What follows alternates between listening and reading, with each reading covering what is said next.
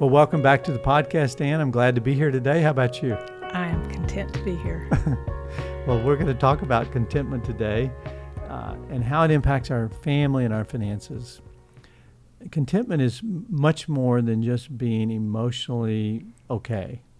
Some people think contentment is just sort of not worrying, being in neutral, but it's really much more than that. It's a state of being satisfied with the way things are.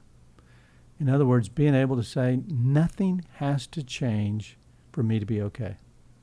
And I really think that's what Paul was talking about when he said, on either extreme, whether I have a lot or a little, contentment doesn't change.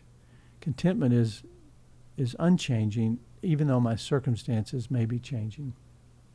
And in our life and in our journey, we found out that it's super important to live with contentment when it comes to our financial choices. We had, at least I did, I had a lot of ambition, and that ambition drove me to want more, bigger, better, faster. And those words are what the marketers use to make us discontent with what we have. You know, we've got one level of a phone that we like and works, and next thing you know, a new one's coming out and people are standing in line for blocks to get the new one. And we had to learn that that would drive us into bad places financially. I remember when we got our first car, and you remember, well, not our first car, but our first car for children. Remember what we decided to buy? Mm-hmm.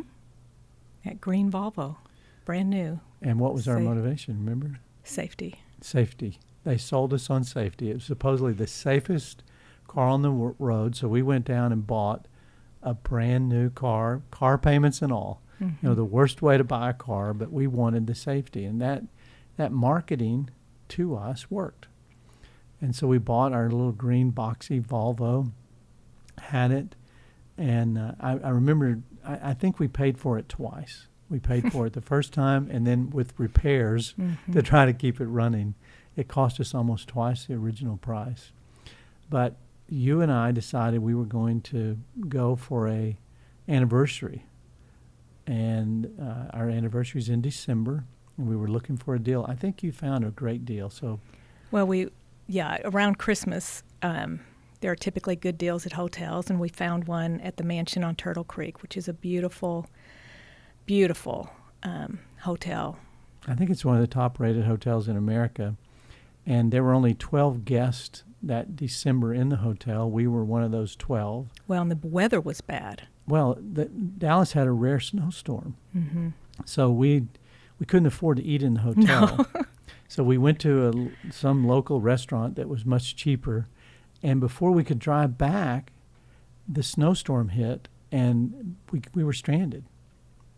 And my car wouldn't start. Mm-hmm. The little green Volvo wouldn't start on our anniversary. This was before cell phones. Yeah, so I had to walk to a laundromat and get on the payphone. Yeah, I went with you, didn't I? Yeah, we both walked to the laundromat. Yeah. And we're there in the laundromat, and I couldn't get anybody to come get us. They were all busy. The taxis were busy, and here we were one night for our anniversary away from the kids, and we were stuck in a laundromat with a broken down Volvo. Mm-hmm. And I finally called the concierge, and I pleaded with him to come and pick us up. And he did. He drove out in the snow, came and got us. We left our car there. And the next day, I called a tow service, and I said, would you go get our Volvo and tow it to the garage? And he said, yeah, I'll go get it for you. And I said, but I need a ride to my house because I won't have a car, and I didn't want to take a taxi. And so with our green broken down Volvo. I still remember this. We were waiting in the lobby, and that the tow truck pulls into that circular drive in front. Right. And we asked the bellhop to put our luggage in the front of the tow truck, and we jumped in, and you were in the middle. Uh-huh. And the concierge said, sir, I've had Cher as a guest in this hotel. I've had President Ford as a guest in this hotel. I've had rock stars, but I have never had anybody leave in a tow truck. I will never forget you. And that guy drove us home in the tow truck. It was great. He was so nice. And you made him cookies. and said thank you for taking care of us. It was December 22nd. And but we tell that story because that was the beginning of us learning to be content with whatever circumstances we had, and just to roll with the flow. Right. And over the years, we've developed a mindset of being content with what we have and where we are. And what it's done for us is, if you imagine your finances as having two parts, an accelerator, which is your income growth, and that's important. But you also have an expense growth potential.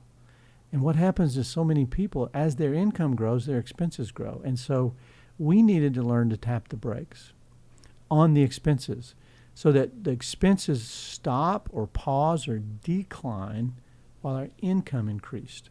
And that's when we knew we would start to make progress, because up until then, whatever we had, we were going to spend.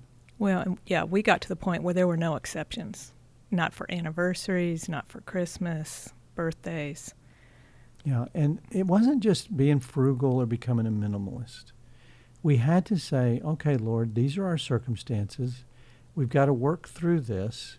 We have to stop comparing ourselves to everybody else out there. And in today's culture, that's one of the big traps, is social media allows you to compare what you have versus what other people have. And there's always something new or better or safer or cooler, coming down the pike. And so we had to learn to resist that.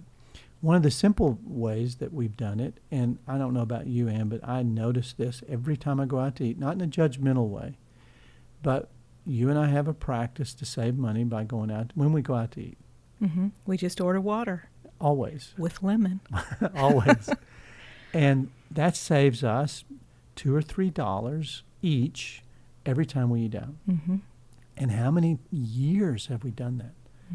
And if we were to add that up, that is a really big saving. Thousands of dollars. But when we take a young couple out with us, or even our children sometimes, and they say, yeah, I'll have an iced tea, or I'll have a latte, or they'll order something expensive, that's an indication that they haven't quite learned some of the lessons that pay off in the long run. I'm not saying that it's bad to do that, and we certainly are, not upset for others doing it, but it is a simple little way that we've been content with water. Right. And you don't have to pay for that. And we drink a lot of water, not just for our health, but also for our budget. We've also had lots of stories about cars, Ann. Oh, gosh, I'm trying to think of some off the top of my head. I know we've driven used cars a long time now. Can't really remember. We talked about them on a previous spot, so I was thinking, instead of cars, what about some of those haircuts I've given? Well, we tried that for a while. I gave you one before you were headed out of the country. Yeah. You got so upset. I got upset?